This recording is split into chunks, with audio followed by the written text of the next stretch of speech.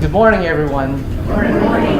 Hope you've got a lot of information this morning from the speakers ahead of me, and I hope I don't bore you to sleep when I talk here. Well, I'm going to talk about heart failures. I'm sorry for the delay. Also, we had some computer problems earlier. I wanted to show some videos, but we're having problems with it, so I'll stick to the still slides. Look.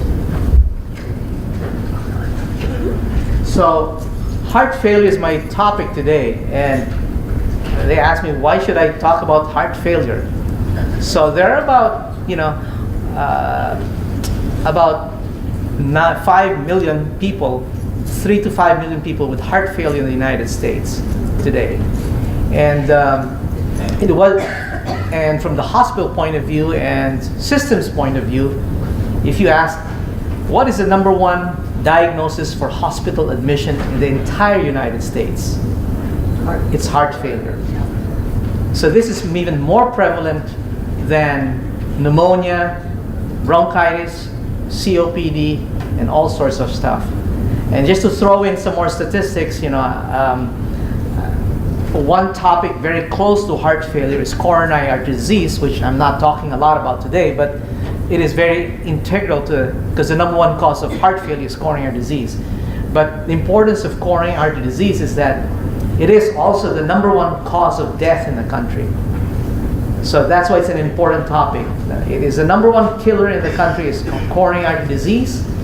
Then you have, of course, you have cancer and strokes, but way above that is still coronary artery disease. Now, I see a lot of women in this group also, and there's a lot of talk about breast cancer here and there, breast cancer awareness, which is great. We really applaud that. Why? Because 1 in 8 or 1 in 9 women will get breast cancer. The good news is that out of those 1 in 9 women who get breast cancer, more than half don't die from breast cancer. But if you have 10 women in this group, 10 women, out of the 10 women in this group, 3 will die from coronary artery disease. See, it is still the number one killer. Number one killer overall, and the number one killer for women, more than breast cancer, more than anything combined.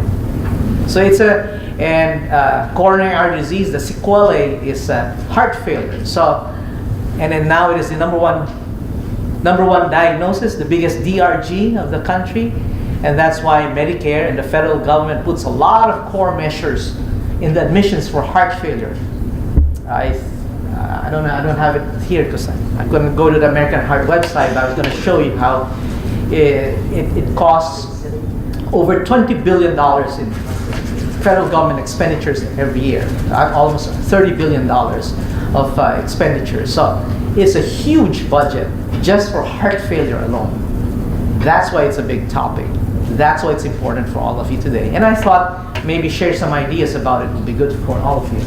So what is heart failure? So heart failure is a term describing a heart that cannot keep up with its workload. And then the body may not be getting the oxygen it needs. So this is a more general definition of heart failure. You probably hear congestive heart failure, and you see heart failure. I'm just going the broad measure of heart failure. And then we'll always go back to this definition. Heart failure is a term describing heart cannot keep up with its workload. The reason I want to go back, and if you could remember that definition, it's about the workload and the second is not being able to get the oxygen it needs.